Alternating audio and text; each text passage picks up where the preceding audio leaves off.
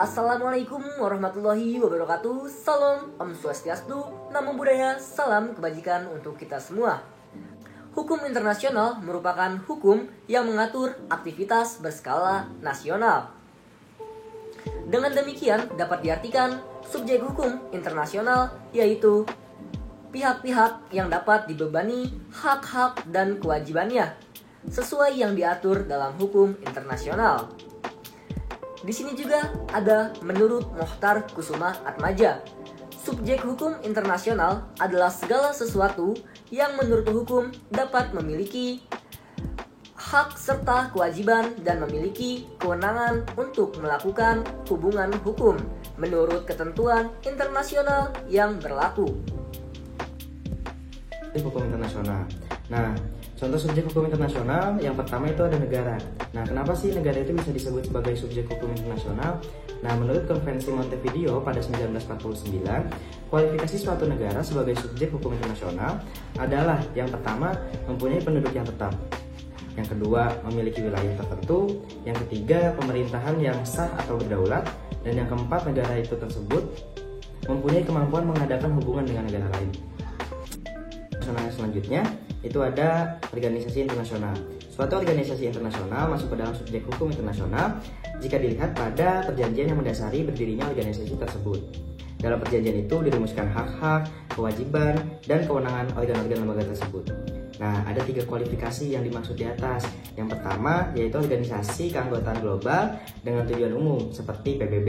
Yang kedua, organisasi keanggotaan global dengan tujuan khusus seperti WHO. Yang ketiga, organisasi keanggotaan regional dengan tujuan umum, yaitu seperti ASEAN. Selanjutnya, ada Palang Merah Internasional. Pada awalnya, Palang Merah Internasional merupakan organisasi dalam ruang lingkup nasional, yaitu Swiss. PMI didirikan oleh 5 orang berkewarganegaraan Swiss yang dipimpin oleh Henry Dunant dan bergerak di bidang kemanusiaan. Kegiatan kemanusiaan yang dilakukan oleh Palang Merah Internasional mendapatkan simpati dan meluas di banyak negara, yang kemudian membentuk Palang Merah Nasional di masing-masing wilayahnya. Palang Merah Nasional dari negara-negara itu kemudian dihimpun menjadi Palang Merah Internasional atau International Committee of the Red Cross atau ICRC dan berkedudukan di Geneva, Swiss. Ini ada Tahta Suci Vatikan. Tahta Suci Vatikan ini merupakan contoh subjek hukum internasional yang telah ada di samping negara-negara. Hal ini merupakan peninggalan atau kelanjutan sejarah berdasarkan Traktat Lateran tanggal 11 Februari 1929 antara pemerintah Italia dan Tahta Suci Vatikan mengenai penyerahan sebidang tanah di Roma. Perjanjian Lateran dapat dipandang sebagai pengakuan Italia atas eksistensi Tahta Suci sebagai pribadi hukum internasional yang berdiri sendiri, walaupun tugas dan kewenangannya tidak seluas tugas dan kewenangan negara, karena hanya terbatas pada bidang kerohanian dan kemanusiaan, sehingga hanya memiliki kekuatan moral saja. Namun, wibawa Paus sebagai pemimpin tertinggi Tahta Suci dan umat Katolik sedunia sudah diakui secara luas di seluruh dunia. Oleh karena itu, banyak negara membuka hubungan diplomatik dengan Tahta Suci dengan cara menempatkan kedutaan besarnya di Vatikan, dan demikian juga sebaliknya, Tahta Suci juga menempatkan kedutaan besarnya di berbagai negara. Kita masuk ke contoh subjek hukum internasional, pemberontak dan pihak sengketa.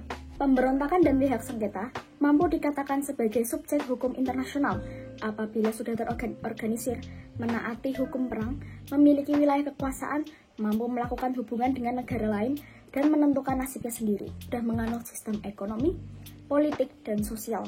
Beligeransi pada awalnya muncul sebagai akibat dari masalah dalam negeri suatu yang berdaulat. Oleh karena itu, penyelesaian sepenuhnya merupakan urusan negara yang bersangkutan. Pun, apabila pemberontakan tersebut bersenjata dan terus berkembang, seperti perang saudara dengan akibat-akibat di luar kemanusiaan, bahkan meluas ke negara-negara lain, maka salah satu sikap yang dapat diambil adalah mengakui eksistensi atau menerima kaum pemberontak sebagai pribadi yang berdiri sendiri, walaupun sikap ini akan dipandang sebagai tindakan yang tidak bersahabat oleh pemerintah negara tempat pemberontakan terjadi. Dengan pengakuan tersebut, berarti bahwa dari sudut pandang negara yang mengakuinya, kaum pemberontak menempati status sebagai pribadi atau subjek hukum internasional. Dasar hukum menyatakan pemberontak atau pihak yang bersengketa sebagai subjek hukum internasional ialah hak untuk menentukan nasib sendiri, hak untuk memiliki sistem ekonomi, sosial, dan budaya sendiri. Contoh subjek hukum internasional, individu atau organisasi perorangan.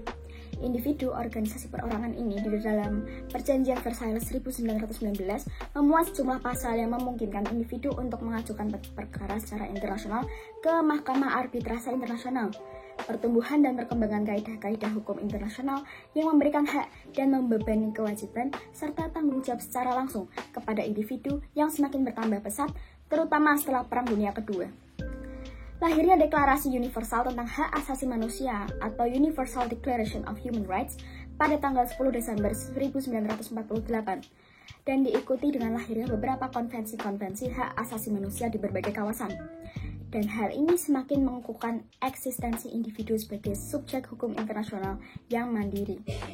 Dasar hukum yang menyatakan individu sebagai subjek hukum internasional ialah Perjanjian Versailles 1919 pasal 297 dan 304, Perjanjian Upper Silesia 1922, Keputusan Permanent Court of Justice 1928, Perjanjian London 1945, Inggris, Prancis, Rusia, dan USA, dan Konvensi Genosid 1948.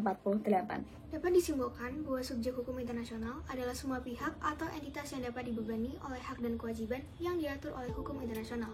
Hak dan kewajiban tersebut berasal dari semua ketentuan, baik yang bersifat formal maupun yang bersifat non-formal. Bisa juga dari perjanjian internasional ataupun kebiasaan internasional. Menurut Mokhtar Kusuma Atmaja, yang menjadi subjek hukum internasional yaitu negara, organisasi internasional, Palang Merah Indonesia, Tahta Suci Vatikan, pemberontak dan pihak sengketa, serta individu atau organisasi perorangan.